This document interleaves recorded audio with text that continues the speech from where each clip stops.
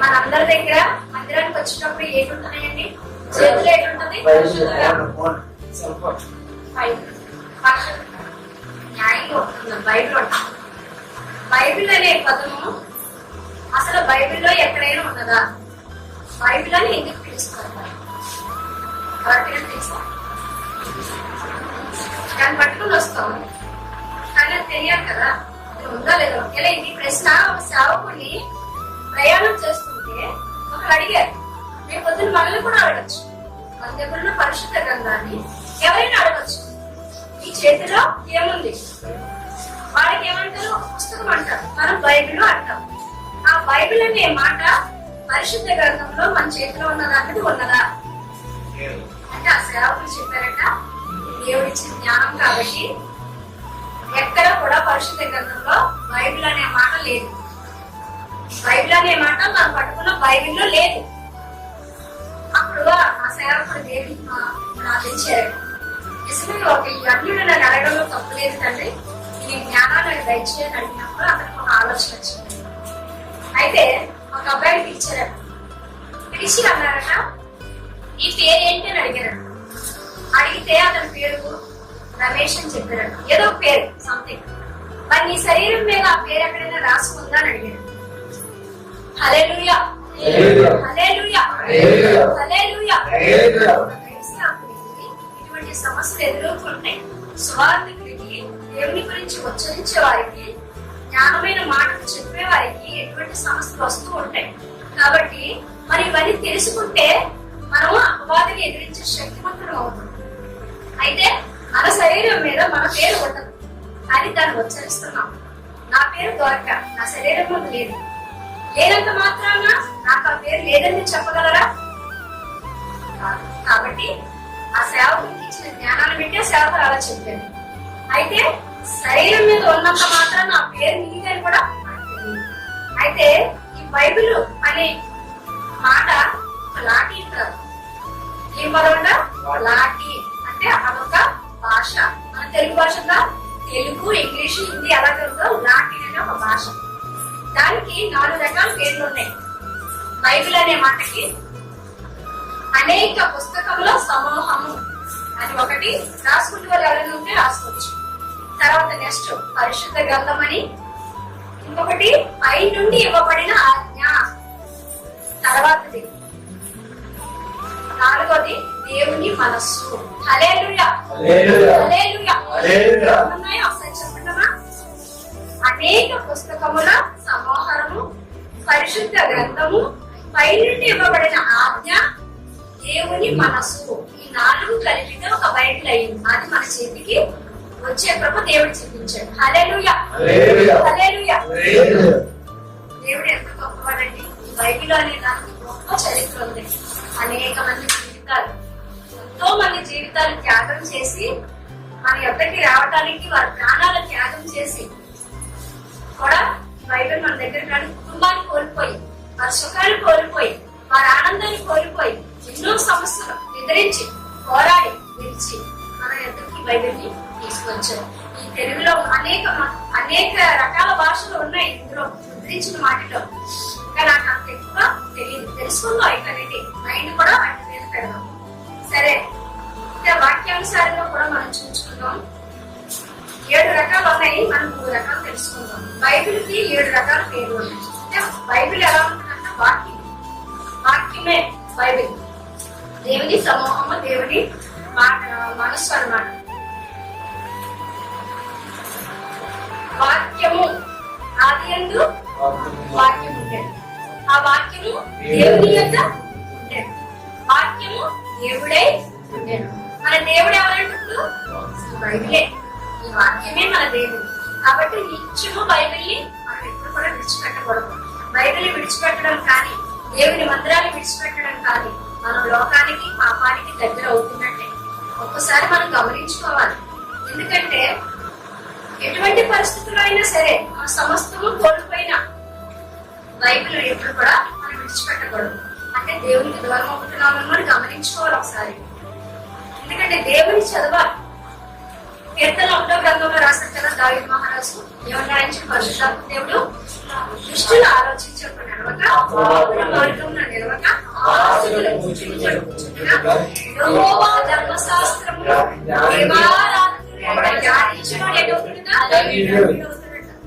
అన్యుడవుతాడా ధన్యుడవుతాడా? కాబట్టి మనము ధన్యుల లెక్కలో ఉండాలని ఆయన ఆశపడుతున్నారు. కాబట్టి మనం ఏం చేయాలట? వాక్యాన్ని ధ్యానించాలి. ప్రతి ఒక్కరు కూడా వాక్యాన్ని ధ్యానిస్తూ మన జీవితాన్ని గడపడానికి ఇష్టపడాలి. ఎన్నో మాస్టర్ గారు చెప్పారు కదా, దయసాగురు ఫోన్ చూస్తుంటాం అవునా, అందులో మనం మంచి చూడాలని స్టార్ట్ చేస్తాం, కానీ అది ఎక్కడికి తీసుకెళ్తుంది? చెత్తగా తీసుకెళ్తుంది. ఎన్నో చెత్తలు అందులో కనిపిస్తూ ఉంటాయి. ఆ కష్టమైన మనుషులు ఏం చేస్తుంటాం? వాటికే దగ్గర అవుతూ ఉంటాం. మన రోడ్డు మీద వెళ్తుంటే సెఫ్టీ ట్యాంక్ దగ్గర ఒక కాలువ దగ్గర దాంట్లోనే చెత్త అంతా తీసి బయటకు వేస్తుంటారు అవునా. మరి ఆ దాన్ని ఎవరైనా ఇష్టపడతారా? కాబట్టి మనం చూస్తున్న సెల్ ఫోన్ లో ఉన్న ప్రతి ఒక్క చెత్త కూడా ఆ దానితో సమానం అన్నమాట. మనం అటువంటి దాన్ని మనం ఇష్టపడతామా? ఇష్టపడం కదా పిల్లలు. కాబట్టి మనం అంతిగా అసహించుకోవాలి. చెడుతనమును అసహించుకున్న వారంటే యెహోవాకు ఇష్టపడరు. దేవుని వాక్యము దివారాత్రులు ధ్యానించుకోవాలంటే దేవునికి చాలా ఇష్టమైన వారట. కాబట్టి ఈ వాక్యం మనకి 7 రకాల పేర్లు ఉన్నాయి. మూడు పేర్లు మనం తెలుసుకుందాం ఇవాళ, మిగతాయి తర్వాత తెలుసుకుందాం. కీర్తనలో 119 105 వచ్చిన చదువు. 119 అధ్యాయంలో 105 వచ్చిన దీపము మరియు వెలుగు. వాక్యముకి ఏమని పేరట? ఈ వాక్యము నా పాదములకు దీపం. ఏంటంటే వాక్యము మన పాదములకి దీపం అంట. ఒకసారి ఆలోచిద్దాము. చాలా వాక్యము పాదములకు దీపం అంట. అది ఎలా అవుతుంది అసలు? వాక్యము మన కాలు కట్టుకొని నడుస్తామా? కాదు కదా. కాబట్టి మనం ఆలోచించాలి ఒకసారి. పాదములకు దీపం ఎలాగైంది వాక్యం అంటే, నువ్వు నడుస్తున్న ప్రతి ఒక్క చోట కూడా నువ్వు వాక్యం హృదయంలో భద్రపరుచుకుంటే నీకు మంచి త్రోవలు వెళ్ళగలిగే జ్ఞానం ఇస్తుంది. హల్లెలూయా, హల్లెలూయా, హల్లెలూయా. వాక్యము నీ హృదయంలో ఉండినట్లయితే ఆ వాక్యము నువ్వు మంచి త్రోవలు వెళ్ళగలిగే జ్ఞానం నీకు ఇస్తుంది. నీ ఫ్రెండ్ వచ్చి సినిమాకి వెళదాం అంటాడు. అప్పుడు నువ్వేమనాలి? దేవుని వాక్యం చదివిన బిడ్డవైతే నువ్వేం చెప్తావు? వద్దురా, మన పాపలోకానికి తీసుకెళ్తుంది, నరకానికి తీసుకువెళ్తుంది. కాబట్టి ఇటువంటి పాపము క్రియలు మనం చెయ్యొద్దు. దేవుని మందిరానికి వెళ్దామా, ప్రార్థనకి వెళ్దామా అని మనం అడగాలన్నమాట. అడిగినప్పుడు ఆయన సంతోషించి అడగడు. వాక్యము ఈ పాదములకు దీపము అనగా నువ్వు చేసిన ప్రతి ఒక్క అడుగు కూడా నువ్వు మంచిగా వేసినట్లయితే అది నీకు దీవెనగా మారుతుంది. నీ నరకానికి తీసుకువెళ్ళేదాగా అది ఉండదు ఎట్టి పరిస్థితుల్లో కూడా. మనం ఒకసారి ఆలోచించుకోవాలి. వాక్యం చదువుతున్నాను వదిలినట్టుగానే దేవునితో మాట్లాడుట. వాక్యం చదవడం అంటే నువ్వు దేవుడు నీతో మాట్లాడుట.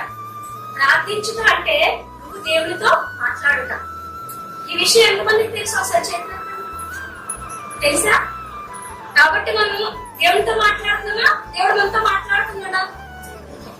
రెండు జరగాలి. ఆ జీవితం ఎప్పుడు కూడా ఒక ధన్యకరమైన జీవితంలోకి వెళ్తున్నాం. కాబట్టి మనం ఎట్టి పరిస్థితుల్లో కూడా వాక్యాన్ని ఎప్పుడు కూడా అశ్రద్ధ చేయకూడదు. వాక్యం మన జీవితానికి వెలుగు లాంటిది. ఈ జీవితంలో ఒక వెలుగు వల్ల జీవిస్తారంటాడు.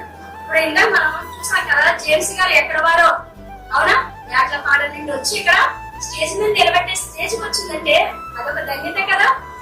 ఆ ఏదో మూల గ్రామం అది ఆయన ఇక్కడ వరకు ఎలా తీసుకొచ్చింది? ఆ వాక్యాన్ని అనుసరించి దేవుని ఎడల భయభక్తిని కలిగి దేవాలయంలో దేవుని ధ్యానించాడు, వాక్యం ధ్యానించాడు. దేవుని సన్నిధిలో ఉండడానికి ఇష్టపడ్డారు కాబట్టి ఆ వాక్యాన్ని ఆయన అక్కడి వరకు తీసుకొచ్చి నిలబెట్టగలిగింది. అంతమంది కూర్చున్నాడు అతను మాట వినడానికి. అతను ఏం చెప్తారా? నిన్ను నిలబెట్టగల శక్తిమంతుడు. ఎందుకు పనికిరాని వారిని లేవనెత్తి నిలవబెట్టి అతను వాడుకోగల శక్తిమంతుడు. కానీ ఈ జీవితం ఏం చేయాలా? వెలుగుమయం చేసుకోవడానికి ఆ దీపం అనే వాక్యం నీ హృదయంలో ఉంచుకున్నట్లయితే నీ జీవితము ఎంతో ధన్యకరం. అటువంటి బాటలో మనం నడవాలి. మన యేసు ప్రభు వారు ఏం చేసేవారు? యెషయా లోకాసు వార్తలో ఉంది, ఆయన మందిరానికి వెళ్ళి యెషయా గ్రంథం చదువుతూ శాస్త్రులకు, పరిచయులకు, జ్ఞానులకు, అంతమంది పెద్ద పెద్ద గొప్ప వాళ్ళు కూడా 13వ సంవత్సరాన్ని ఆయన యెషయా గ్రంథం చదువుతుంటే మందిరంలోకి వెళ్ళి ఆశ్చర్యపోయేవారంట. ఆ వచ్చిన వారందరూ కూడా అతన్ని శోధించడానికి ప్రశ్నించేవారంట. ఏంటి ఇందులో ఏముంది, ఇది కరెక్టా కదా, మోసే ధర్మశాస్త్ర ప్రకారం ఇది నిజమా కాదా అని అడిగి తెలుసుకునేవారంట. ఏంటి ఎంత చిన్న వయసులో ఎంత జ్ఞానం అతనికి. దైవ జ్ఞానము అలా చేస్తుంది మనిషిని. ఒక వెలుగు వలె నేను ఒక స్తంభం మీద నిలవబెట్టి అనేక మందికి మార్గంగా చూపిస్తుంది. మన హృదయంలో ఒక వాక్యం ఉన్నట్లయితే, వాక్యము నీ పాదములకు దీపము అన్నప్పుడు నువ్వు నడిచే త్రోవలు ఎంత నీతిగా ఉంటాయో. నిజమే, ఈ చెడు పనికి నేను వెళ్ళను, ఆ ఎల్లకూడని చోటకి నేను వెళ్ళను అని నీ మనసులో పరిశుద్ధాత్మని గద్దెంపు చేస్తావు. నువ్వు మాట్లాడే మాటల్లో పరిశుద్ధత ఉంచుతాడు, నువ్వు చేసే క్రియల్లో పరిశుద్ధత ఉంచుతాడు దేవుడు. ఆ వాక్యము నీ హృదయంలో ఉన్నప్పుడు పాపము రావడానికి ఇష్టపడదు. ప్రార్థించేవాడు పాపము చేయలేడు, పాపము చేసిన వాడు ప్రార్థించలేడు. దానికి కారణం నీ హృదయంలో వాక్యము లేకపోవటే. కాబట్టి అదొకసారి మనం జ్ఞాపకం చేసుకోవడం. చీకటి నుండి, మన చీకటి బ్రతుకుల నుండి కూడా మనం ఎంతో పుట్టిన దగ్గర నుండి పుణ్యాత్ములు ఎవరిని కాదు, అందరము పాపులమే. పాపులలో ప్రధాన పాపులు అన్నారు అపోస్తలుడు పౌలు గారు. అంటే ఆయన పరిశుద్ధుడు, అద్భుత కార్యాలు చేసిన వారు. అలాంటి ఆయనే ఒక పాపని ఒప్పుకున్నారంటే మనం ఎంత, మన బ్రతుకులు ఎంత అంశంగా. కాబట్టి ఒక్కసారి ఆలోచించాం మనందరం కూడా. మన చీకటి కోణం ఏంటో మనకు తెలుసు, మన గతం ఏంటో మనకు తెలుసు, మన పాపిష్టి బ్రతికి ఏంటో మనకు తెలుసు. అయినను నిన్ను ఒక వెలుగుగా ఉంచుతానంటాడు దేవుడు. చీకటికి వెలుగుకి ఎక్కడైనా పొత్తు ఉంటదండి? వెలుగు వచ్చింది అంటే చీకటి మాయమైపోదు. అలాగే ఈ వాక్యం అనే వెలుగు నీలోకి వచ్చిన వెంటనే, దేవుని వాక్యం నీలోకి వచ్చిన వెంటనే పరిశుద్ధంగా నువ్వు మారుతావు, పరిశుద్ధంగా ఉండడానికి ఇష్టపడతావు. పాపం అనే చీకటి నీలోకి పోతుంది. వీళ్ళ ప్రతి ఒక్కరు కూడా మనం జ్ఞాపకం చేసుకోవాలి. నిజమే, ఈ వాక్యం చదవడం వల్ల నాకు లాభం ఏంటి అనుకుంటాం, కానీ మనలో ఉన్న తప్పును మనకి ఎత్తి చూపిస్తుందట.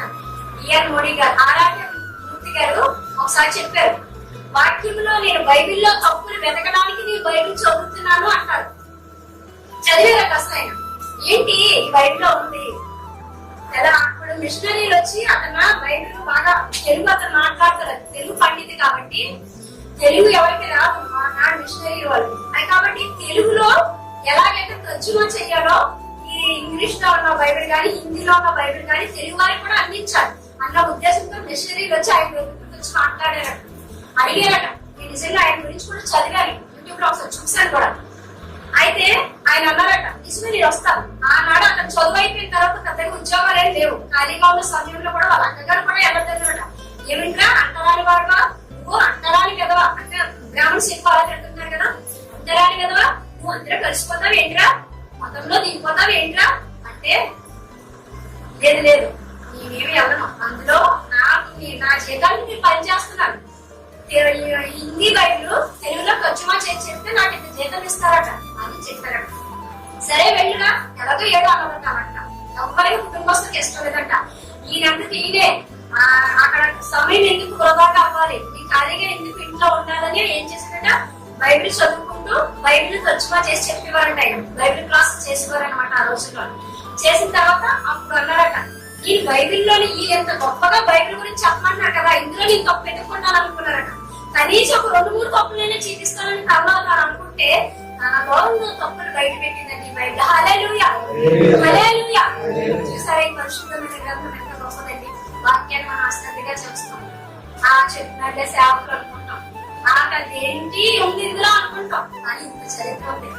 మీ చేతిలో బైబిల్ రావడానికి కొన్ని ప్రాణాలు పోయాయి, కొన్ని కుటుంబాలు పాడైపోయాయి, త్యాగం చేసే ప్రతి ఒక్కరు కూడా. కాబట్టి మిషనరీలే పనిచేసాయి మనకి ఈ బైబిల్ మన చేతిలోకి రావటానికి. వాక్యాన్ని, దేవుని వాక్యాన్ని ఎప్పుడు కూడా మనం అశ్రద్ధగా చూడకూడదు. వాక్యం ఎటువంటిదంటే, మొట్టమొదటిగా వాక్యము దీపము వంటిది, మన చీకటి బ్రతుకులను మార్చగలిగింది. వాక్యం విని ఎంతమందో కదా తాగుతులు మారారు, వ్యభిచారులు మారారు, అబద్ధకులు మారారు, అవునా కదా, దూషకులు మారారు, పాపిష్టి జీవితము ఎవరికూ తెలియలేని పాపాత్ములు కూడా పట్టబడ్డారు వాక్యం ద్వారా కదా. కాబట్టి ఈ వాక్యాన్ని మనం ఇప్పుడు కూడా అశ్రద్ధగా వినకూడదు. దేవుడు నాతో మాట్లాడుతున్నాడు, ఇది నా జీవితానికి ఒక్క మాట నా బ్రతికిని నిలబెడుతుందేమో అని ప్రతి ఒక్క మాట కూడా ప్రతి ఒక్క మాట కూడా అమూల్యమైన మాట. ఈ నిమిషం అక్కడ ఆనాడు యేసుప్రభు గారు మాట్లాడుతుంటే జనాలు గుంపులుగా వచ్చేవారంటే ఎందుకని? ఏ ఒక్క మాట మాకు ఆదరణ కలిగిస్తుందో, ఏ ఒక్క మాట మా జీవితాన్ని స్థిరపరుస్తుందో, ఏ ఒక్క మాట మా బ్రతుకులు మారుస్తుందో, మా కుటుంబాన్ని కట్టబడుతుందో అని ఆశగా ఎదురు చూస్తున్నారట. ఆశగల ప్రాణాన్ని వచ్చే దేవుడు. హల్లెలూయా, హల్లెలూయా. ఈ వాక్యం ఎలాంటిదంటే దీపము వంటి వాక్యం. మన చీకటి బ్రతుకులను కూడా వెలుగుమయంగా తీసుకొచ్చేది, వెలుగుమయంగా కూడా తీసుకొచ్చేది. అయితే రెండవ వాక్యం కూడా చూసుకుందామండి. వాక్యానికి దీపం అనే మాట ఒకటి వచ్చింది, అవునా? వాక్యం ఎటువంటిదంట? మన జీవితాన్ని మార్చగలిగే దీపము, అంటే వెలుగు, వెలుగు అన్నమాట. అది రెండవదిగా చూద్దాము, ఆత్మకు అర్థము వంటి వాక్యము. చూడండి ఒకసారి యాకోబు పత్రిక 1:23 చూడండి. ఎవరైనాను వాక్యంలో వినివాడైంది దాని ప్రకారము ప్రవర్తింపని వాడైతే వాడు అద్దముతో తన సహజ ముఖమును చూసుకొను మనుషుని పోలి ఉన్నాడు. చాలమ్మా. హల్లెలూయా, హల్లెలూయా, హల్లెలూయా. ఏం చెప్తున్నారంటే ఇక్కడ వాక్యం వరకు వాక్యానికి ఇంకొక పేరు ఉంది. ఏం పేరుంది? అద్దము వంటి వాక్యం. అద్దము వంటి వాక్యము మన జీవితాన్ని ఎలా షేర్ చేస్తుంది? నీవు అందంగా ఉన్నావా లేదో నీకు తెలియపరిచేది ఏంటి? ఒక మిర్రర్, అవునా? ప్రతి ఒక్క ఇంట్లో కూడా చిన్నది గాని పెద్దది గాని ఏదో ఒక సైజు లో మినిమం ఉంటుంది. ఆ మిర్రర్ కూడా నువ్వు ఎలా ఉంటావో ఈ బాహ్య సౌందర్యాన్ని చూపించేది, కానీ ఈ అంతరంగ స్వభావాన్ని చూపించేది అద్భుతమైన వాక్యం అంట. నీ బ్రతుకు ఎలాగుంటుంది, నీ జీవితం ఎలాగుంది, నువ్వు మాట్లాడేది నీ జీవితంలో ఉందా లేదా అని పరీక్షించబడేదంట. అద్దంలోకి వెళ్ళి నీ ముఖం మీద మచ్చ ఉంటే ఎలా చూసుకుంటావు, కానీ వాక్యాన్ని నీ హృదయంలో దాచుకుంటే నీ పాపాన్ని విడిచిపెడతావు. నిజమే, ఈ తప్పు నాలో ఉంది కదా, నిజమే నేను సరి చేసుకోవాలి కదా. వాక్యాన్ని విని విడిచిపెట్టినాడు ఎలాంటి వాడు? ఎంత గొప్ప మాట్లాడుతుంది అందులోని. ముఖము అద్దంలో చూసుకొని పక్కకు వెళ్ళి నేను ఎలా ఉన్నానో మర్చిపోతాం, అవునా? అద్దం పట్టుకుని ఇలా 24 గంటలు ఉంటాము ఎవరైనా? ఉండలేము. కానీ అలా ఉండడం కూడా అది అవసరం లేదు. వాక్యాన్ని నీ హృదయంలో పెట్టుకుంటే నిన్ను ఎలా నడిపించగలగదో, నువ్వు ఎలా స్థిరపడాలనుకుంటున్నావో, నువ్వు ఏ స్థాయికి ఎదగాలనుకుంటున్నావో, నీ జీవితాన్ని ఎలా మార్చుకోవాలనుకుంటున్నావో, నువ్వు ఏ కోణంలో అయితే ఏ విధంగా ఆస్వాదించబడతావో అన్ని కూడా ఆదికాండం నుండి ప్రకటన గ్రంథం వరకు మన జీవితంలో జరిగినవన్నీ కూడా ఇందులో రాసించారు. మన బ్రతుకులో ఏదైనా ఉందండి ఇందులోని? మన బ్రతుకుని మన బ్రతుకుని మార్చగల పరిశుద్ధమైన గ్రంథం ఇది, దేవుని వాక్యమే. ఈ అర్థం వంటి వాక్యం అంటే మన హృదయంలో ఉంటే మనకి మనం సరి చేసుకుని శక్తివంతం అవుతాం. ఎదురు వాటి తప్పులు ఎంచడం కాదు, ఎంతసేపుని అల్లాడు తప్పు ఈడు తప్పు ఆడతాడా ఈడతాడా అంటూ ఉంటాం, అవునా? ఎంతసేపు మనం ఏం చేస్తాం? యేసుప్రభు గారు చెప్పారు కదా లోక సువార్తలో, ఏమన్నారు? ఎదుటి వారి కంటిలో నలుసు చూసి కన్నా నీ కంటిలో దూలాన్ని తీసివే ముందు. మనం ఏం చేస్తాం? ప్రతి ఒక్క దాంట్లో నలుసునే చూస్తాం, కానీ మరి కంటిలో ఏంటుంటది? దూలం ఉంటది. కాబట్టి మనల్ని సరి చేసేది ఈ వాక్యమే. కాబట్టి ప్రతి ఒక్కరిని కూడా జ్ఞాపకం చేసుకోవాలి. ప్రతి రోజు వాక్యాన్ని ధ్యానించాలి. ఉదయం మధ్యాహ్నం సాయంత్రం 3 పూటలు తక్కువ లేకుండా భోజనం చేస్తాం, అవునా? ఉదయం టిఫిన్ తింటాము, మధ్యాహ్నం భోజనం చేస్తాము, సాయంత్రం చక్కగా డిన్నర్, అవునా? ఇవన్నీ పుష్టిగా ఉంటాయి. కానీ శరీరానికి కాకుండా నువ్వు ఆత్మకు ఇస్తున్న ఆహారం ఏంటి? ఆత్మకు ఆహారం ఇస్తున్నావా? ఇవ్వట్లేదే. దేవుడు ప్రశ్నిస్తాడు కదా, నీకు పరిశుద్ధ గ్రంథం నీ చేతిలోకి తీసుకొచ్చింది ఎందుకు? నీకు సేవకులు చక్కగా తను ఖర్చు పెట్టి ఏదైనా తీసుకొచ్చి నీకు బహుమతిగా ఇస్తారు. నీ జీవితాన్ని మార్చుకుంటావని, అది చదువుకొని నీ జీవితం వెలుగుమయంగా మార్చుకుంటామని. ఒక అర్థం వంటి వాక్యం నీ చేతిలోకి వచ్చిందంటే దేవుడు కోరుకుంటాడు నువ్వు స్థిరపరచుకో, నీకు నువ్వు మార్చుకో, నిన్ను నువ్వు దిద్దుకో. నీలో ఈ తప్పు ఉందేమో దిద్దుకో, నీలో ఇష్టం లేని దేవునికి ఇష్టం లేని క్రియ నీలో ఉందేమో దిద్దుకో, నీలో అపవిత్రమైన కార్యాలు ఉన్నాయేమో దిద్దుకో. ఈ ముఖాన్ని నీట్గా 10 సార్లు మొహం కడుక్కొని పౌడర్ రాసుకొని చూసుకుంటామే, మచ్చుంటే కడిగేసుకుంటామే, జిట్టుంటే కడుగుతామే. అది హృదయాన్ని చూసుకోవాలి ఒకసారి. వాక్యమైన అర్థంలో నువ్వు ఎందుకు చూసుకోలేకపోతున్నావు? దేవునితో మాట్లాడే సహవాసాన్ని కోల్పోతున్నావు కదా.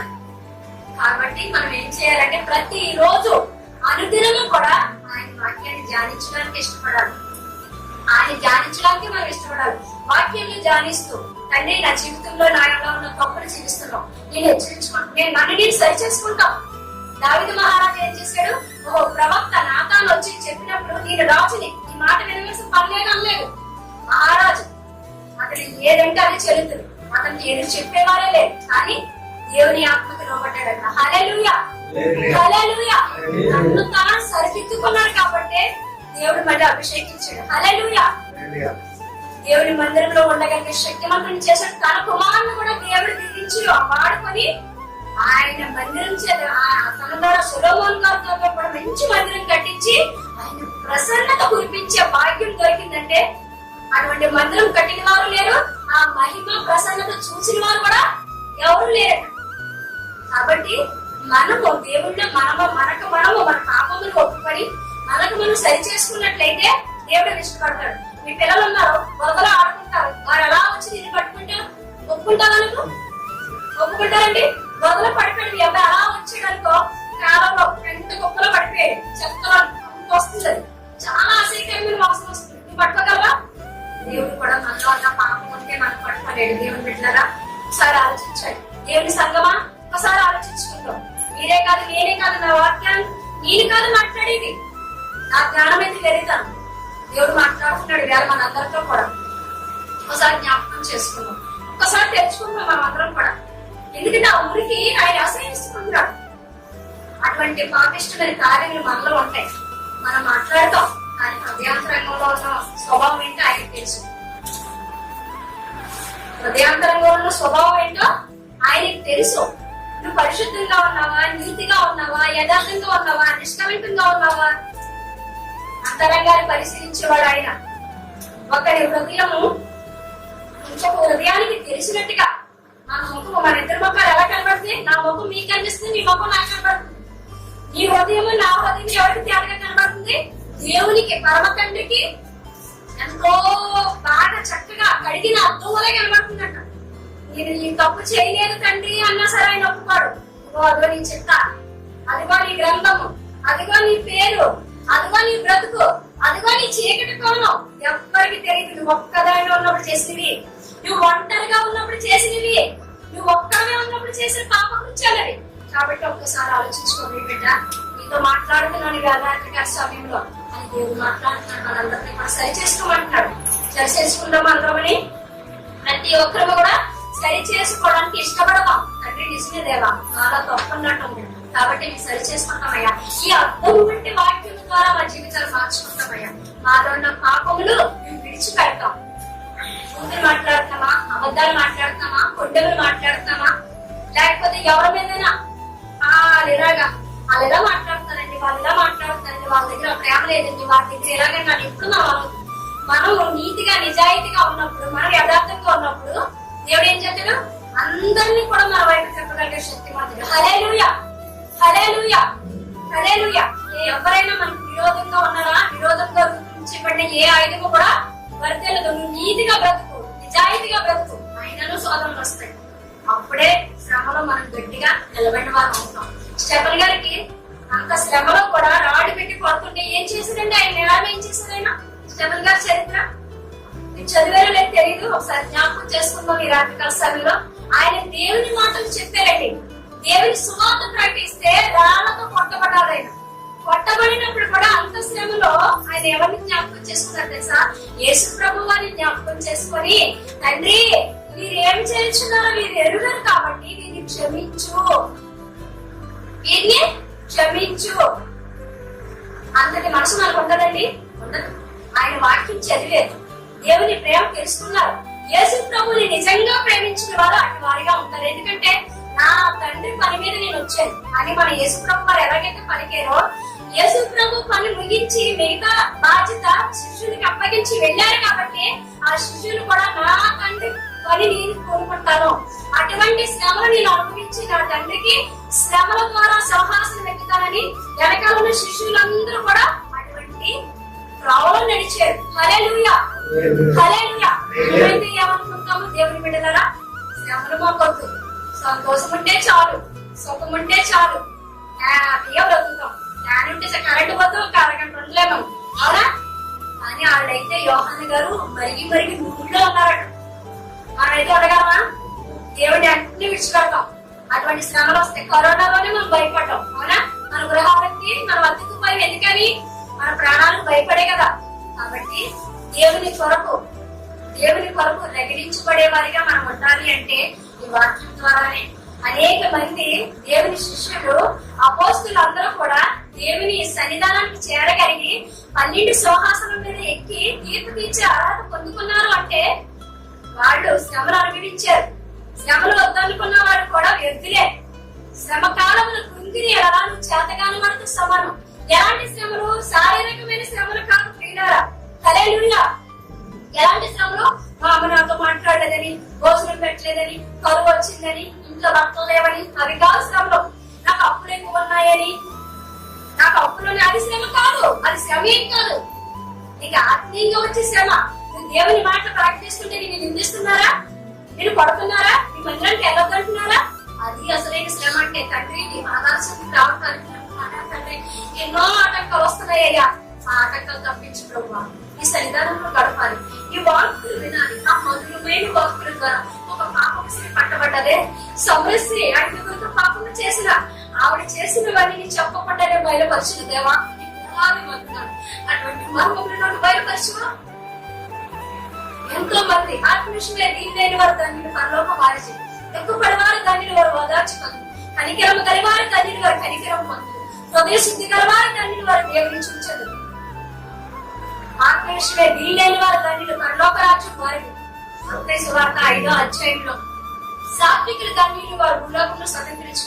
అటువంటి అమూల్యమైన మాటలు మనకి ఎక్కడ దొరుకుతాయండి?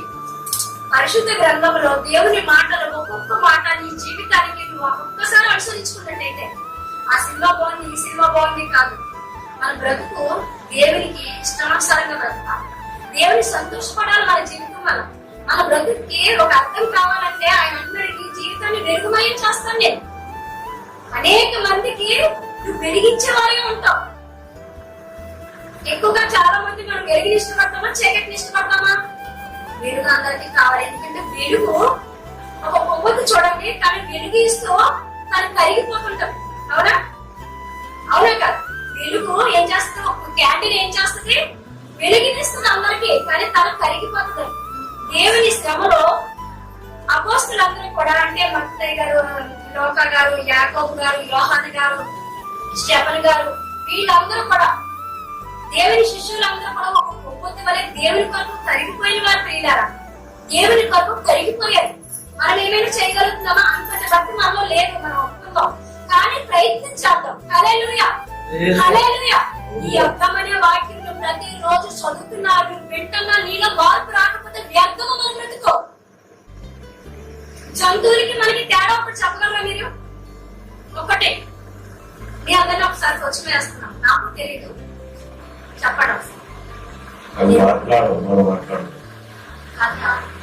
వాటికి ఆత్మ లేదు, జీవము ఆత్మానుసారమైన జీవం వాటిలో లేదు. దేవుని ఆత్మ వాటికి అట్లేదు. శారీరకంగా బతుకుతున్నాయి, కానీ దేవుడిచ్చిన ఆత్మ వాటిలో లేదు. మనం దేవుడిచ్చిన ఆత్మ పొందుకున్న వారం కాబట్టి మన ఆత్మ దేవుని సన్నిధానానికి వెళ్తుంది. వాటికి తేడా మనకి అందుకే. వాటిని దేవుడు లెక్క అడిగిన చెప్పగలిగే శక్తి ఉంది. శారీరకంగా ఉన్నప్పటికీ కూడా అవి ఆత్మానుసారంగా లేవు. గ్రహించుకునే జ్ఞానం ఉంటాయా? దాని పట్టదండి. ఒక గొర్రె ఉందనుకోండి, అది గొర్రె వచ్చుకొని వెళ్ళిపోద్ది అంతే. అవునా? ఒక కుక్క ఉందనుకో, పెడితే తింటది వెళ్ళిపోద్ది. ఒక కోడ ఉందనుకో, పెడితే తింటది వెళ్ళిపోద్ది. అది విశ్వాసం చూపించాలని రూలేం లేదు, దాన్ని నెచ్చి చూపించాల్సిన లేదు. అది మనం అలా కాదు. దేవుని ఆత్మ పొందుకున్న వారిని దేవుడికి లోబడి ఉండాలని ఆయన ఆశపడుతున్నాడు. మన పిల్లలు మనతో ఉండాలని, మనలోనే అభివృద్ధి పొందాలని, మనం ఆశ్రయించబడాలని మనం ఎలాగైతే కోరుకుంటామో దేవుని చేత ఆయన జీవ వాయువు మనలో ఊపిరి పోసాడు మనకి. ఆ పక్షులన్నింటినీ చేసినప్పుడు కూడా మానవుల్ని చేసినప్పుడు ఆయన ఎక్కువ సంతోషపడ్డారు. పక్షులు జలచరాలన్నింటినీ చేసినప్పుడు సంతోషపడ్డాడు. ఎందుకంటే నా బిడ్డని నిర్మించుకున్నాను, నాలా తయారు చేసుకున్నాను ఆశపడ్డాడు. హల్లెలూయా. పరమ తండ్రి ఆశ అది, ఆయన కోరిక అది. అంటే మనం నెరవేర్చాలని ఆశపడుతున్నాడు. కాబట్టి ఈ అర్థమనే వాక్యాన్ని మన హృదయంలో స్థిరపరచుకొని ఆత్మానుసారంగా మనం జీవించడానికి ఇష్టపడాలన్నమాట ఆయన కోరుతున్న మాట. మూడవదిగా మనం చూసుకుందాము అగ్ని వంటి వాక్యం. ఇర్మియా గ్రంథము 23:29.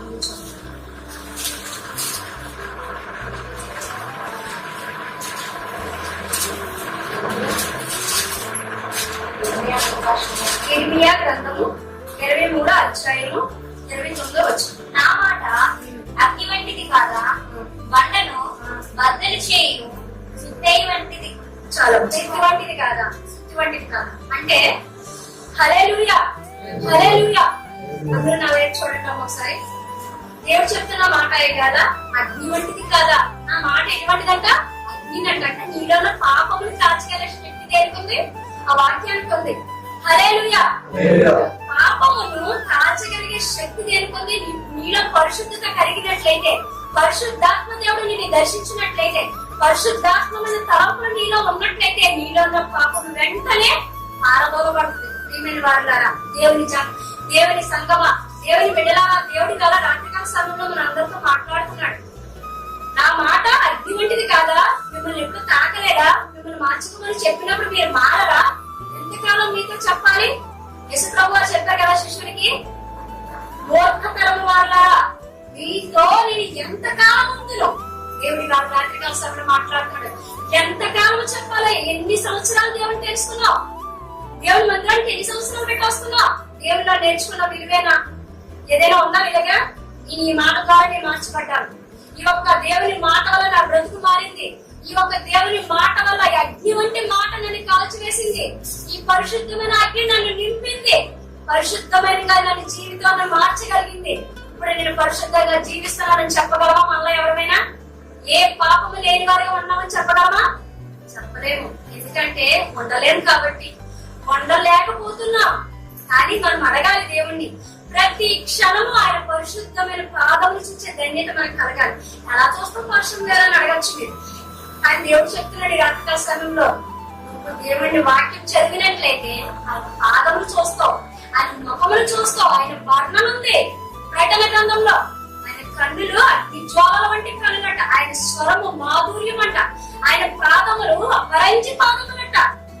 ఆయన కన్నులు గువ్వ కన్నులట. ఆయన శరీరాన్ని చూడగలిగిన వాడెవరు? ఎవరు లేరు. ఆయన మహిమతో నింపబడ్డాడు. హల్లెలూయా, హల్లెలూయా. కాబట్టి మనం వాక్యం చదివినట్లయితే ఆయన స్వరూపం మనకు కనబడుతుంది. ఆయన మనసు మనకి అర్థమవుతుంది. ఆయన మాట, ఆయన బాధ కూడా మనకి అర్థమవుతుంది. దేవుని సంగమా, దేవుడు మాట్లాడుతున్నాడు ఇవాళ మీతో. మనందరూ కూడా జ్ఞాపకం చేసుకోవాలి. ఏమంటున్నాడు దేవుడు? నా మాట అగ్ని వంటిది కదా? మీలో పాపం కాల్చలేకపోతుందా? దేనికి శక్తి లేదు? మీలో లేదా? నా వాక్యంలో లేదా? తప్పెవరిదండి? ఇప్పుడు మన దేవుడు తర్వాత చెప్తున్నాడు మాట, వాక్యము శుద్ధి వంటిది కాదా? అంటే మనలో కఠినమైన హృదయం ఉంటది, గండ హృదయం. అంటే ఎటువంటి దేవుని విషయానికి కూడా అంగీకరింపదు అనమాట. దేవుడి కొరకు నేను చేయలేను. ఇది రాత్రికాల సమయంలో చాలా మంది నిద్ర కాసుకోలేరు, అవునా? వారికి ఏముంటది? కఠినమైన మనసు ఉంటది, అవునా? దేవుడి కొరకు ఈ రాత్రి నేను త్యాగం చేయలేనా?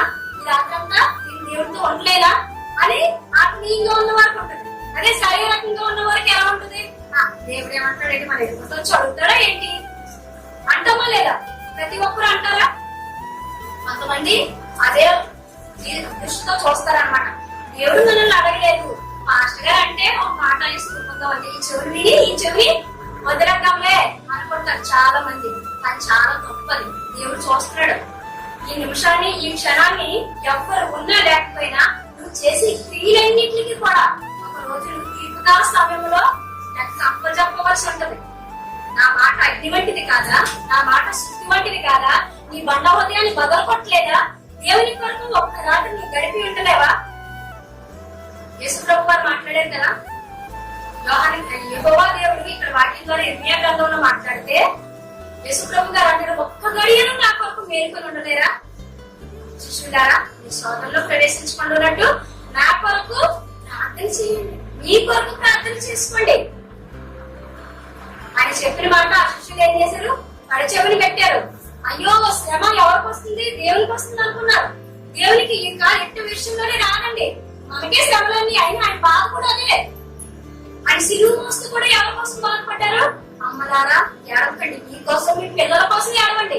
ఎవరి కోసం ఏడమంటాడు దేవుడు? ఆయన కోసం ఏడమన్నాడా? నా కోసం మీరు ఏడండి దేవారాత్రులు అని చెప్పాడా? ఈ బ్రతుకులు మారడానికే. ఆయన ప్రేమ చూడండి, ఎంత ప్రేమ గలవాడండి. ఆయన ఎంత ప్రేమ గలవాడు నిజంగా. ఒక్కసారి ఆలోచించుకుంటే ఆయన ప్రేమ నిజంగా మన మీద ఎవరైనా ప్రేమ చూపించగలరా? దేవారాత్రులు కూడా నువ్వు ప్రార్థించు. దేవుడి మందిరానికి రాకపో, నువ్వు కానుకలు ఇవ్వకపో, దేవుని స్తుతించు. నీ హృదయంలో ఒక మూల అతనికి చోటు ఇవ్వకపోయినా ఆయన ప్రేమతో మాట్లాడుతున్నాడు. గంట మీరు ప్రార్థించినట్లయితే అపవాదికి నేను సమాధానం చెప్తాను. అని అంటదంట, నువ్వు నీ బిడ్డలు నేను ప్రార్థించి నిన్ను అడగకుండా నువ్వు సాయం చేస్తే నీకు ఒప్పుకోనంటది. హల్లెలూయా. ఈ విషయం మీకు ఎవరికైనా తెలుసా? తెలియదు. చెప్తున్నాను ఆలోచించండి. సైతాన్ అంటదట, ఈ బిడ్డలు నిన్ను కదిలిస్తేనే, నిన్ను ప్రార్థిస్తేనే, నిన్ను అడిగితేనే, నీ యొక్కకు వస్తేనే నేర్చేయి, నాకు చేయి, నాకు నాగట్టంటారు. ప్రతిరోజు కూడా మన మీద అపవాదాలన్నీ మోసుకుంటారు. ప్రకటన గ్రంథంలో ఉంది. తర్వాత చూపిస్తాను, టైం అయిపోతుంది. అవునమ్మా, చదవాలి ఎవరైనా? అపవాదులు మోసుకుంటే అంతదండి ఈ సైతానం. నువ్వు ఎలాంటి వాడివి, నువ్వు అలాంటి వాడివి, వాళ్ళందరూ ఎలాంటి వారు? అపవాద సంబంధులు అనమాట. ప్రతిరోజు దేవుడికి చెప్తుంది, కానీ బిడ్డ అలాంటిది. యోగ సంగతి మాట్లాడింది కదా, మనం క్లియర్ గా తెలుసుకుంటున్నామా? యోగ విషయంలో ఏం మాట్లాడింది? నువ్వు అతనికి ఆస్తి ఇచ్చావు, ఐశ్వర్యాన్ని ఇచ్చావు, మంచి అందమైన భార్యని ఇచ్చావు, పిల్లల్ని ఇచ్చావు, కాబట్టి నీకు ప్రార్థన చేస్తున్నాడయ్యా, లేకపోతే నీకెందుకు చేస్తాడు అన్నప్పుడు అది ఏం చేసినా అన్ని నువ్వు తీసుకో, నువ్వేం చేయాలనుకున్నా చేసుకో, కానీ నా బిడ్డ ఆత్మ నా దగ్గర ఉంది, ఆయన ప్రాణం నా దగ్గర ఉంది, ఆయన ప్రాణాన్ని ముట్టుకునే అర్హత నీకు లేదు. ఇప్పుడు మన దగ్గర కూడా అలాగంటదట, వాళ్ళని ప్రార్థన చేస్తేనే, వాళ్ళని ప్రార్థన చేసేదాన్ని కావాలనుకుని చేయి, పర్వాలేదు. అందుకే అంటాడు దేవుడు తన శిష్యునికి చెప్పగా, మూలకాలం అదే సోదరులో ప్రవేశించుకున్నట్టు ఒక గడియను మేలుకుని వదిలేరా మీరు? మీరు ప్రార్థన చేస్తే నేను కార్యం చేస్తాను కదా, మీరు ప్రార్థన చేస్తున్నారా, నన్ను అడుగుతున్నారా? వాక్యం వింటే మీకు ఇవన్నీ అర్థమవుతాయి, వాక్యాన్ని మీరు హృదయంలో పెట్టుకుంటే మీకు ఇవన్నీ అర్థమవుతాయి. దేవుడు మాట్లాడతాడు, దేవుని మనసు మాట్లాడుతుంది వేళ మనతోని, దేవుని మనసు మాట్లాడుతుంది, దేవుని ప్రేమ మాట్లాడుతుంది వేళ రాత్రికాల సమయంలోనా. ప్రతి ఒక్కరు కూడా జ్ఞాపకం చేసుకుందాం. ఇంతవరకు మనకు తెలియక పొరపాటు చేసుకోలేమో. నిజమే తండ్రి, ఈ వాక్యం విని చాలా తప్పు చేస్తాం, వాక్యం విని కూడా విడిచిపెడుతున్నాం. కానీ ఇటువంటి పరిస్థితి మాకు వద్దు దేవా. ఇటువంటి ఈ వాక్యం మమ్మల్ని మార్చలేకపోతుందా? ఈ బండని కూడా బద్దలకొట్టగలిగి ఈ శుద్ధి వంటి నీ వాక్యం మా జీవితాన్ని, మా బండ హృదయాన్ని బద్దలకొట్టలేకపోతుందా? దేవుని విషయంలో నువ్వు ఏదైనా త్యాగం చేయగలిగావా? నువ్వు అది కదా అసలైన కార్యము, దేవునికి ఇష్టమైనది. దేవుని కొరకు మనం ఏమైనా త్యాగం చేయగలమండి? దేవుడు మన కోసం తన జీవితాన్ని త్యాగం చేశాడు కదా. దేవుడు తన కోసం ఏమైనా తన ఒక్క రక్తపు బొట్టు కూడా ఉంచుకోకుండా సమస్తము ఆఖరి బొట్టు కూడా తనలో దాచుకోకుండా మనకు తెచ్చిపెట్టుకుంది. నిజంగా పరమ తండ్రికి మనం ఎంత ఇచ్చినా సరే చాలా తప్పు, ఏం చేసినా తప్పుడే, మనం ఏం చేయలేకపోతాం. అదే ఆయన బాధ. అపవాది చేత బంధింపబడి మనం పట్టకూడదని, అపవాదికి మనం దొరకకూడదని, అపవాది కోరంలో మనం నింగబడకూడదని ఆయన ఆరాధపడుతున్నాడు. ఆయన బాధంతో అదేనండి. ప్రతి క్షణము ఈ అపవాది చేత ఈ బిడ్డలు ఎలా బంధింపబడిపోతున్నారో, ఈ సెల్ ఫోన్ అనే అపవాది, దూరదర్శన్ అనే అపవాది, టీవీ సీరియల్ చూస్తూ, చాలా మంది సినిమాలు చూస్తూ, లేకపోతే ఈ పబ్జీ గేమ్లు ఆడుతూ, లేకపోతే ఇంకా చాలా చాలా చాలా ఈ లోకానుసారమైన గేమ్లు ఎన్నో వచ్చాయి. అల్లాతో కొన్ని ఆటపాటలకి ఎక్కడెక్కడికో తిరుగుతూ, జబర్దస్త్ చూస్తూ, ఇటువంటి కూడా చూస్తూ దేవునికి అవమానం చేస్తున్నారా? రాజకీయ సంఘం మీకు చూడ దేవుడు, మనం చేస్తున్న ప్రతి ఒక్క పాపిష్టి కార్యం చూడ దేవుడు. నాతో సైతం మాట్లాడుతున్నాడు దేవుడి రాజకీయ సంఘంలో ప్రతి ఒక్కరిని కూడా. నేను తెలియక వాటిని మార్చేస్తాడు, ఏమొస్తున్నాయో మనకు తెలియదు. ఒక సేవకుడు వెళ్తుంటే, ప్రయాణిస్తుంటే ఒక విశ్వాసం అన్నాడట, నువ్వు బస్సు ఎక్కినప్పుడు నువ్వు అక్కడికి సినిమా చూడకూడదని చెప్పావు కదా భయ్యా. ఇలాంటి వారు ఉంటారండి, చాలా జాగ్రత్తగా. ఎందుకంటే మనం బస్సు ఎక్కినట్టు మనం టికెట్ తీసుకునే లోపల సినిమాలు వేస్తారు. ఎంత కళ్ళు మూసుకొని కూర్చున్నా సినిమాలు వేస్తారు. అవునా? సినిమా చూడకుండా ఉంటాడు ఎవరైనా? అట్లే మన సేవకుడు అన్నాడట, నువ్వు కావాలని తప్పు చేస్తే అది తప్పు, నువ్వు తెలియక చేస్తే నీకు తప్పు కాదు. నువ్వు చూస్తూ జస్ట్ ఒక నిమిషం చూస్తుంటే ఒక చిన్నదైన తప్పే కదా, కరెక్ట్, నువ్వు కళ్ళు మూసుకొని ఉంటాయి కదా. మనల్ని ఏదైతే జీవించడానికి అనేకమైన మనుషుల్ని ఏర్పాటు చేస్తుంది సైతాను. కానీ అటువంటి శ్రమలో కూడా మనం నిలబడాలి. ఎలా నిలబడాలి? నేను చూడలేదని ధైర్యంగా మనం చెప్పగలనా? సైతాన్ని చూడుతుంది, నువ్వేం చేసావో నీవు చేసిన వారికి నాకు చెప్తుంది. మరి దేవుడు మన పక్షాన్ని వాదించాలంటే ఆయనకి అవకాశం ఇవ్వాలి. దేవుడు పెట్టారా? ఇవ్వాలి కదా. మనం అయ్యో నా బిడ్డ ఎలా బతికిందే, ఇంత నీతిగా బతికిందే, దేవుని కోసం తన నిద్రను విడిచిపెట్టిందే, దేవుని వాక్యం వినడానికి తన నిద్రని త్యాగం చేసింది, తన బిడ్డను ఇంటి దగ్గర విడిచిపెట్టింది, తన భర్తతో పోరాడు దేవుని మందిరానికి వచ్చింది, దేవుని కొరకు ఒకటి నిలబడ్డాడని దేవుడు ఈ రోజు నీకు చెప్పడానికి, నీ పక్షాన్ని దేవుడు మాట్లాడడానికి ఇస్తున్నామా? అవకాశం ఇస్తున్నామా? నిజంగా ఆలోచించుకుంటామా? ఒకసారి గట్టిగా బాధపడుతున్నాడు. కాబట్టి రాత్రికాల సమయంలో దేవుని వాక్యం ఎంతో విలువైనది. విని విడిచిపెట్టిన వారు అన్యుడితో సమానము, విని గ్రహించి అట్టురీతిగా బ్రతుకులు మార్చుకున్న వారు ధన్యుడితో సమానం. హల్లెలూయా, హల్లెలూయా. మనమందరము అన్యుడి వలె ఉందామా, ధన్యుడి వలె ఉందామా? ధన్యుడి వలె ఉందామా? ప్రతి ఒక్కరము కూడా ధన్యులుగా ఉండడానికి ఇష్టపడాలి. ప్రతి ఒక్కరము కూడా ధన్యులుగా చూడాలని దేవుడు ఇష్టపడుతున్నాడు. దేవుడు ఎలా చూడాలనుకుంటున్నాడు? వ్యక్తులుగానో, ఎందుకు పనికిరాని వారిగానో నీ బ్రతుకు చీకటి పనుల్లో ఉండేలాగా అది మారట్లేదు. ఒక వెలుగుమయం అవ్వాలని ఆశపడుతున్నాడు. నీ జీవితాన్ని తీర్చిదిద్దాలని ఆశపడుతున్నాడు. ఆయన చేతిలోకి నీ జీవితం ఇచ్చినట్లయితే, తండ్రి లేచిన వెంటనే నాకు ఎవరితో నాకు సంబంధం లేదు, నువ్వు ధనం సంపాదిస్తావు, ఈ లోకానుసారమైన దేవుడిని అడిగినప్పుడు కూడా బాహ్యంగా నువ్వు దేవుడిని అడగ. బాహ్యంగా అంటే ఏ అడుగుతాం మనం ఎక్కువగా? నా అప్పులు తీర్చు, నాకు మేడ కట్టించు, నాకు కార్లు ఇవ్వి, నాకు బైక్ ఇవ్వి, నాకు మంచి భర్తలు ఇవ్వి, నాకు మంచి పిల్లలు ఇవ్వి, నెక్స్ట్ నెక్స్ట్ ఇంకా ఇంకేమో చాలా చాలా ఎక్స్ట్రాగా అడుగుతాము. కానీ దేవుడు అవి అడగద్దంటున్నారు. అపోస్తులైన శ్రమలో అనుభవించిన వారు ఏటడిగారు? నా ఆత్మ నా తండ్రి సన్నిధిని చేరితే చాలు అని గొప్ప ధన్యత కదా. హల్లెలూయా, హల్లెలూయా. నువ్వు చెప్పగలవా? ఈవేళ మరణిస్తే ఈ ఆత్మ దేవుడి సన్నిధానానికి వెళ్తాదని మనం చెప్పగలమా ధైర్యంగా? నేను చనిపోతే నా ఆత్మ నీ సన్నిధానంలో ఉంటుంది తండ్రి అని దేవుడితో గట్టిగా మాట్లాడగలమా? ఉండదు. ఎందుకంటే అంత గ్యారెంటీ మనమే ఇవ్వలేము కదా. కానీ మనం కొన్ని అన్నిటి మీద కూడా గ్యారెంటీ అడుగుతాం. ఈ పెద్ద గ్యారెంటీ ఉందా? వస్తువు గ్యారెంటీ ఉందా? ఈ బండికి గ్యారెంటీ ఉందా? ఈ బ్రతుకు ఉందా? అసలు గ్యారెంటీ ఉందా బతుకి? లేదు. కానీ వస్తువులు కొన్ని అడుగుతాం. ఎంతసేపు వస్తువు పోతే ఎడుతాం. నేను అలాగే ఒకసారి చెవులిపోతే ఎడిచాను. మాస్టర్ గారు తిట్టారు. నాకు తిట్టారు అన్నంత కొంచెం తిట్టిన ధైర్యం వచ్చింది. కానీ అప్పుడు ముందైతే 17,000 రూపాయల వస్తువు నేను పొంగొట్టని బాధపడ్డాను. మరొకరైతే నిజంగా తిడతారు, చాలా ఇదిగా బాధ పెట్టి మాట్లాడతారు. కానీ నిజంగా సేవకులు ఇంకా గొప్పగా ఆయన వాడుకోవాలని ఆశపడుతున్నాను. ఆ రోజైతే నేను ఎంతో దుఃఖపడి ఏడ్చాను. ఆ వీధిలో అందరూ ఉన్నాను ఆదర్శమే. కానీ ఆ రోజు అనిపించింది, దేవైపు నుంచి కనిపించాలా, ఇంకేం కావాలనుకున్నాను. గొప్ప కోసం కాదండి, ఒక స్థితి చెప్పడం చాలా తప్పు. కానీ చెప్తున్నానంటే దేవుడికి మహిమ రావాలని చెప్తాను. నేను బంగారం కోసం అయితే ఏడాది అంత డబ్బులు ఖర్చు పెట్టి దాన్ని పాటు చేశానే అని బాధపడ్డాను. అది నేను గిఫ్ట్ గా ఇచ్చాను. గిఫ్ట్ గా ఇచ్చాను కాబట్టి సంతోషంగా ఉంచుకున్నాను. కానీ వెళ్ళి వచ్చిన దారిలో పడిపోయినప్పుడు అనుకున్నాను, తండ్రి ఇది నీ చిత్తం కాదేమో. అప్పుడే అనుకున్నాను, నాకు దాని మీద అయితే ఆశ పెడతాను, అంత కష్టాలు అది అక్కడికి పోకూడదు అనుకున్నప్పుడు దానం అది దేవుని ప్రణాళికలో లేదు. నాకు దాని మీద ఆశ ఉందో లేదో దేవుడు టెస్ట్ చేసేమో నాకు అలా అనుకోవచ్చు కదా. ఈ బంగారం మీద ఆశందా, ఈ బిడ్డ మీద ఆశందా, దేవుడు పరీక్షిస్తూ ఉంటాడు. నువ్వు చేసిన ప్రార్థనకి ఒక్కొక్కసారి నీకు సమాధానం దొరకకపోతే దేవుడి ఎవరా నీకు ఓపిక ఉందా లేదా, ఓర్పుతో సహనముతో నీవు నిరీక్షిస్తున్నావా లేదా దేవుడు పరీక్షిస్తున్నాడు. ఏమైనా వాళ్ళ దేవుని జనాంగమా, దేవుని బిడ్డలారా మీకు చెప్తున్నా, ఒకసారి ఆలోచించుకోండి. దేవుడు మాట్లాడుతున్న మాటలు వేరే ఏంటంటే, మనకు శోధనలు వస్తున్నాయి అంటే దేవుడు మనకి సింహాసనాన్ని రెడీ చేస్తున్నాడని అర్థం. నీ శ్రమలు కావాలని కోరుకోవాలి ఎప్పుడు కూడా, మనకు శోధనలు రావాలని కోరుకోవాలి ఎప్పుడు కూడా, మనకు బాధలు రావాలని కోరుకోవాలి ఎప్పుడు కూడా, నీ కన్నీరు మున్నీరుతో నీ పాదాల సంధికి రావాలి దేవా అని అడగాలి ఎప్పుడు కూడా. అది కదా నిజమైన జీవితం.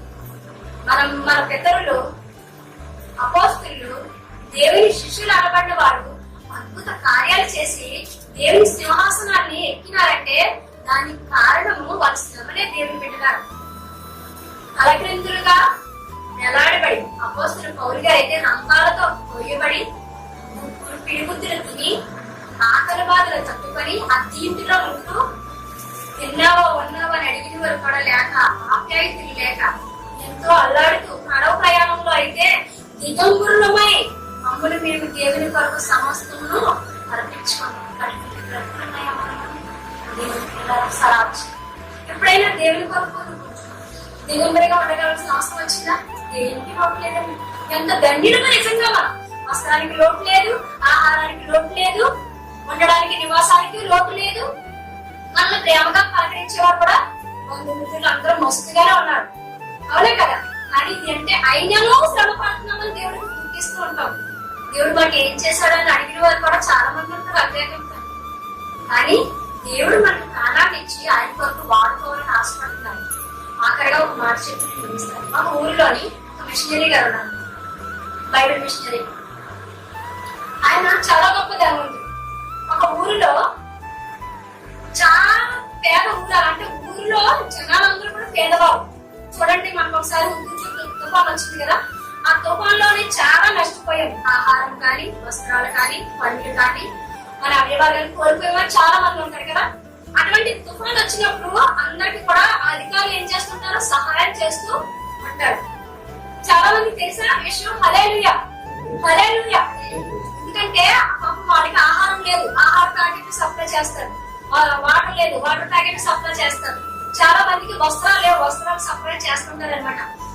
ఇల్లు లేని అలాగనమాట. కొంచెం సప్లై ఇస్తుంటే ఆ ఊర్లోకి, అలాంటి ప్రమాదం జరిగిన ఊర్లోకి పేదవాళ్ళని ఆదుకోవడానికి ఒక మిషనరీ అనే ఒక వ్యక్తి వచ్చాడు. ఆయన దేవుని సేవకుడు అనమాట. ఆయన చాలా గొప్ప భక్తుడు అనమాట. అయితే కొన్ని గదులు ఉన్నాయంట ఆ ఊర్లో. ఇప్పుడు మనకి 3 గదులు ఉన్నాయి కదా మన చర్చిలోని. అలాగా 1, 2, 3 ఇల్లు ఎలా అవసరం ఉంటాయి, అలాగే 3 గదులు ఉన్నాయంట. ఒక గదిలో డబ్బు పెట్టాడంట. ఏం పెట్టారంట? దీని అందరూ నాకు బదులు చెప్పాలి. ప్రతి ఒక్కరు కూడా ఫస్ట్ గదిలో ఏం పెట్టారు? డబ్బులు. అంటే ఇప్పుడు నేను వెళ్ళి నాకు సహాయం కావాలంటే ఆ గదిలోకి వెళ్తే నాకు 1000 రూపాయలు 500 నా చేతికి ఇస్తాను. ఆ వారం అంతా నా బ్రతుక్కి సరిపోదు. కాబట్టి నేను బ్రతకడానికి అనమాట. కొన్ని రోజులు తర్వాత పంట వరకాక నా బ్రతుకు నేను బ్రతుకుతాను. అలాగా డబ్బు సాయం చేస్తున్నారు. ఒక గదిలో డబ్బు, ఒక గదిలో వస్త్రాలు, ఒక గదిలో ఆహారం. ఈ 3 గదుల్లో 3 పెట్టారట. ఒక గదిలో బైబిల్ పెట్టారట. హల్లెలూయా, హల్లెలూయా. ఏమేమి పెట్టారండి? డబ్బులు, వస్త్రాలు, ఆహారం, వస్తువులు. 4 వస్తువులు కూడా, అంటే ఒక టీవీ, ఒక ఫ్రిడ్జ్, అలాగా సోఫా సెట్ అని అలాంటి వస్తువులు, కొన్ని విలువైన వస్తువులు పెట్టారండి. అంటే ఎవరికి ఏం కావాలో అది తీసుకెళ్తారన్నమాట. ఈ 4 గదుల్లోనే 4 రకాలైన పెట్టి 5వ గదిలో ఏం పెట్టారు? దేవుని పరిశుద్ధమైన గ్రంథం పెట్టారన్నమాట. ఆయన చూస్తున్నాడట, ఎవరు అందులోకి వెళ్తాను, ఎవరు నీకు మంత్రులు, ఎవరు దేవునికి ఇష్టమైన వారు, దేవుని ఎడల భయం కలిగిన వారు అని చూస్తున్నాడు అన్నమాట. చూస్తే చాలా మంది ఊళ్ళో వెళ్తున్నారంటే చాలా మంది వెళ్ళడం, డబ్బులు కావాలన్న వాడు వెళ్ళి డబ్బులు తెచ్చుకోవడం వచ్చాడు. వస్త్రాలు కావాలనుకున్న వాడు వెళ్ళి వస్త్రాలు కొనుక్కోవడం తెచ్చుకోవడం. అదే పక్కన వస్తువులు కావాలన్న వాడు వెళ్ళి వస్తువులు తెచ్చుకోవడం. ఎవరి గదిలో కాలే వెళ్తారండి, కానీ బయట గదిలో ఉన్న గదిలోకి అప్పుడే వెళ్ళట్లేదు. అలా చూస్తున్నాను బాధపడుతున్నాడట. చూస్తున్నాడండి. అయితే ఇలా ఉంది. ఆ ఊర్లో ఒక పేద కుటుంబం ఉందట. ఎలాంటి కుటుంబం ఉందండి? నాకు చెప్పాలి మళ్ళీ మీ అందరూ కూడా. ఎలాంటి కుటుంబం ఉంది? పేద కుటుంబం. అంటే తినడానికి కూడా లేని కుటుంబం. వస్త్రాలు కూడా చిరిగిపోయి కట్టుకున్నారు. చిన్ని గుడిసెలో ఉన్నారట.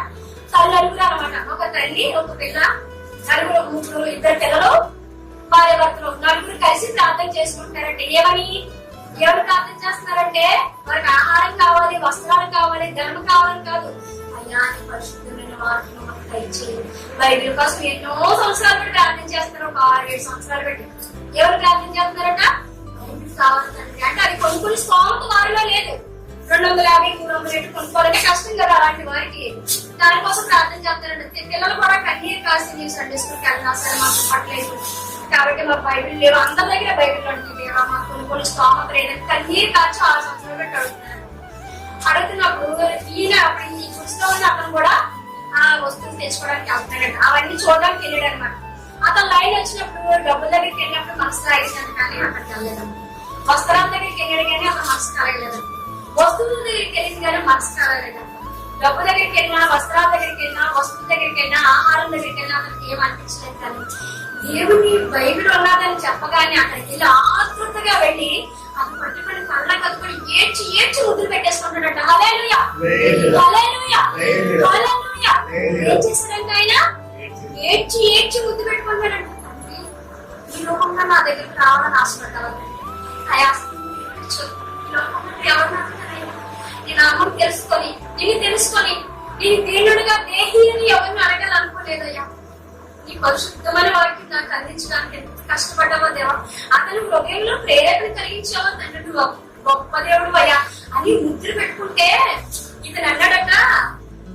చూడండి, ఇతను అన్నాడట, ఎవరు మిషనరీ అనుకుంటుంది, ఎదురువాడా ఇచ్చాడా నీ గొర్రెనా?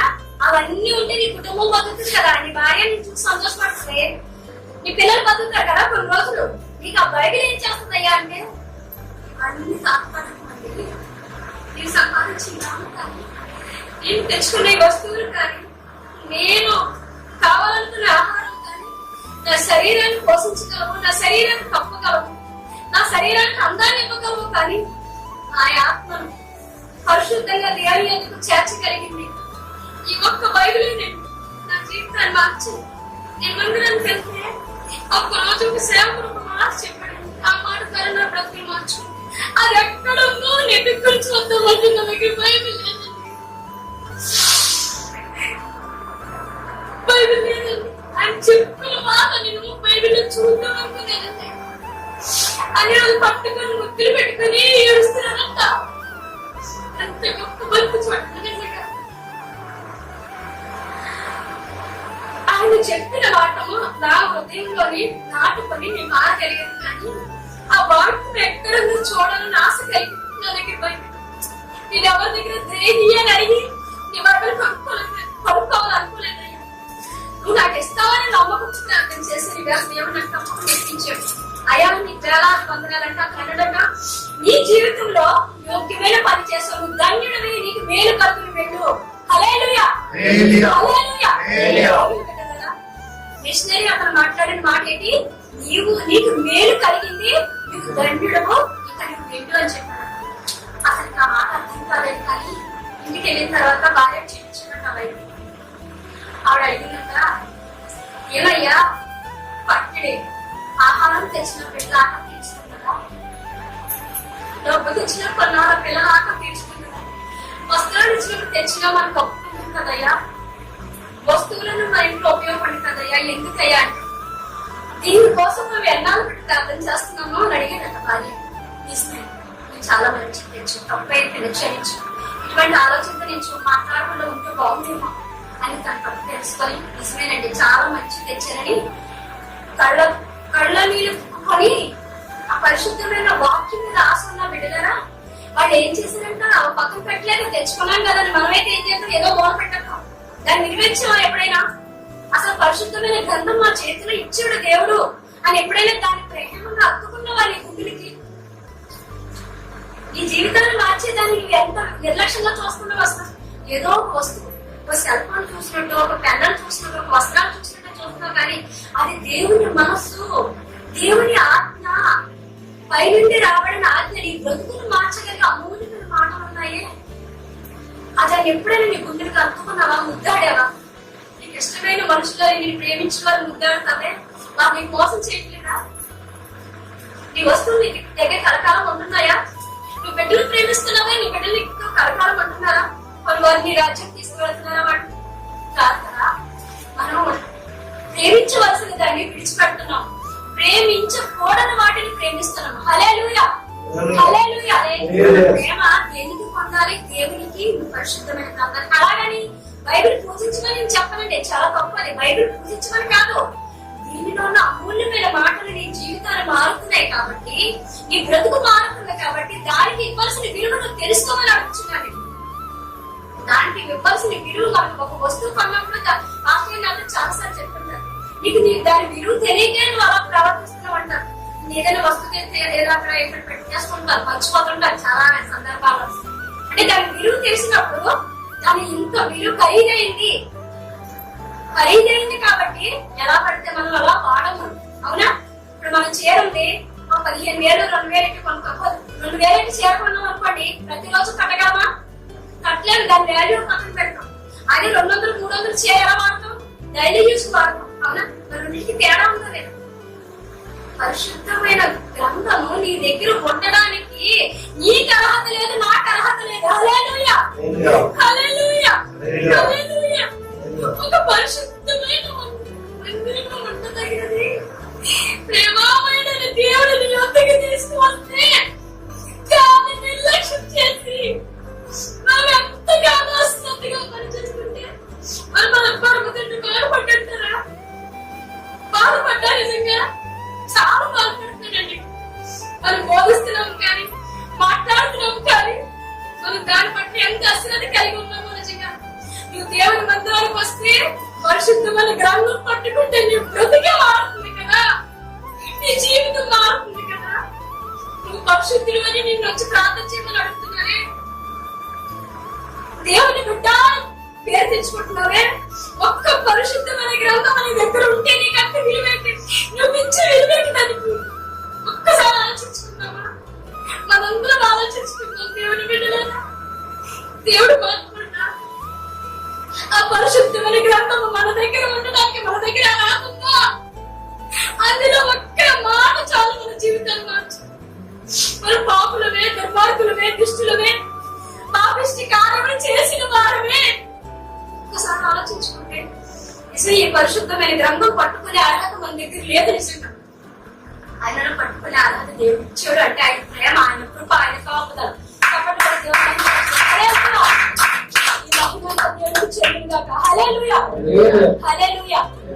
ఈ కుటుంబం అంతా ఏం చేశారట, దేవుని పరిశుద్ధమైన గ్రంథాన్ని ముద్దులాడి కన్నీరు పుడుచుకొని ప్రార్థన చేసుకొని వాక్యం చదవడానికని బైబిల్ ఓపెన్ చేశారు. అందులో 1000 రూపాయలు నోటు ఉన్నారు. హల్లెలూయా. వాక్యం చదువుకున్నారంటే కన్నీరు కాచారంటే ఆ మిషనరీ అతను మాట్లాడి ఇంత ఆత్మీయత ఉందా? నీకు ధన్యుడవు, నీకు మేలు కలుగునన్న మాటలో ఇంత ధన్యత ఉందా? ఇంత అర్థం ఉందా? నిజంగా ఇంత ఉన్నదని మాకు తెలియదు. పేపర్కి ఎన్ని పేజీలు ఉన్నాయో ఆది కాలంలో ప్రకటన గ్రంథం ఒక్కొక్క పేజీలో 1000 రూపాయలు. హల్లెలూయా. 1000 రూపాయల కన్నా విలువైన మాటలు నీకు అందిస్తుంది. దేవుని ప్రేమను గుర్తెరగకుండా మనం ఎంత నిర్లక్ష్యంగా ప్రవర్తిస్తున్నాం. నిజంగా ఒకసారి ఆలోచించుకుందామంటే ఆ కుటుంబం 1000 రూపాయలు అన్ని ఒక దగ్గర పోగేసి 1,52,00,000 వరకు అయింది. వ్యాపారంలో ఉన్న 1000 రూపాయలు కానీ డబ్బు దగ్గరికి వెళ్ళినాడు 500 పొందుకున్నాడు. వస్త్రాల దగ్గరికి వెళ్ళినాడు 6 బట్టలు తెచ్చుకున్నాడు. వస్తువుల దగ్గరికి వెళ్ళినాడు ఒక వస్తువు తెచ్చుకున్నాడు. ఆహారం దగ్గరికి వెళ్ళినాడు పూట ఆహారాన్ని తెచ్చుకున్నాడు. మరి పరిశుద్ధమైన గ్రంథం దగ్గరికి వెళ్ళిన వాడు అందరూ ఆశ్చర్యపోయినట్టు అతనుకున్న అప్పులన్నీ తీర్చుకొని అతని ఆర్థికమైన స్థితిని దూరపరుచుకొని దేవుని సేవ చేస్తూ అనేకమైన ఆత్మలు రక్షించి దేవుని కొరకు వాడబడ్డాడట. హల్లెలూయా.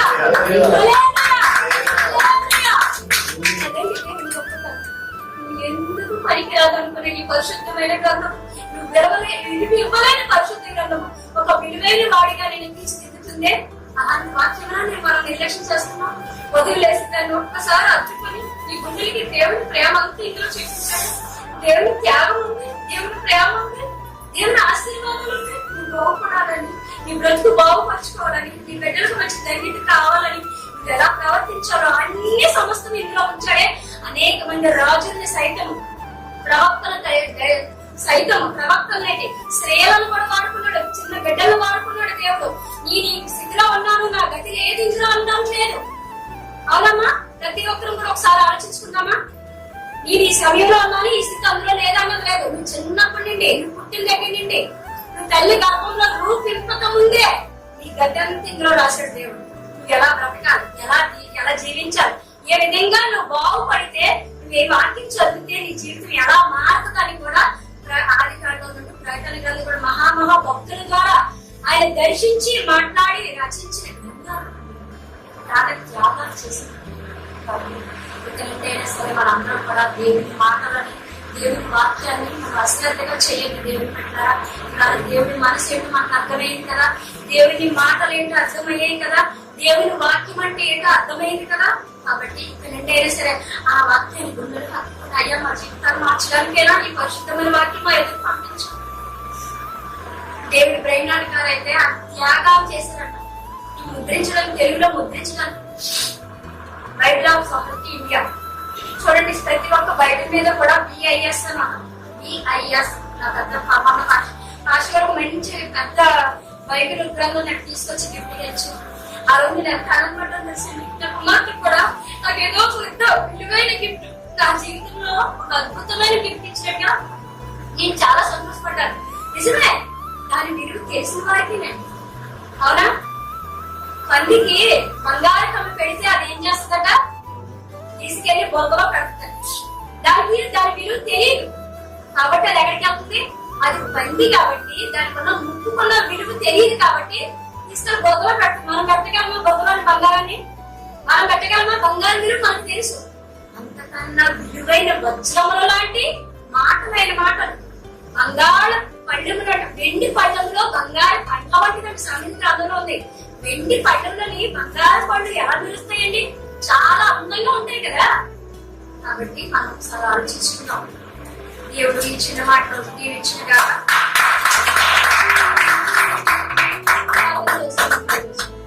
మహాపరిశుద్ధుడు సమయంలో అభాగ్యులని అయోగ్యులని ఇక్కడే నిలబడుతుంది. మమ్మల్ని నిలబెట్టి మాట్లాడించిన ఒక్క మాట, ఏ ఒక్క మాట వ్యర్థం కాదు. నా తండ్రి అమ్మాదికి తెలపడా ఈ పరిశుద్ధమైన మాట ద్వారా హృదయాలను గర్తించి పరిశుద్ధమైన గ్రంథాలకున్న విలువ ఎంతో ఎంత చెప్పినా తక్కువే నాయన. ఇదిగో నాయన నీవు చేసిన కార్యములు నాయన యోహాను గారు చెప్పినట్టుగా ఈ భూలోకము చాలదు నా ప్రభువ, కానీ నేను నీ మనసు తెలుసుకోవడం మా వసంతండి.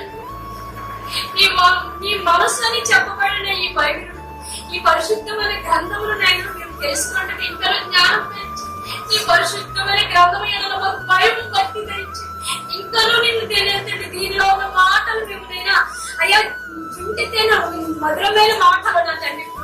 ఈ మాటలు మేము ధ్యానించుకుంటూ స్థుతించుకుంటూనైనా మా హృదయంలో మా జీవితంలో నైనా తండ్రి భద్రపరుచుకున్న అతిరీతిగా మా జీవితాలు మార్చుకోవడానికి సహాయం చేయమని, వెళ్ళ ప్రతి ఒక్కరికి కూడా హృదయంలో భద్రపరచమని, వ్యర్థం కానప్పటి మాట దీవించమని, ఆస్వాదించమని, భరించమని యేసు పరిశుద్ధ నామాన్ని మీకు మరి వినియంతో వేడుకుంటాడు తండ్రి.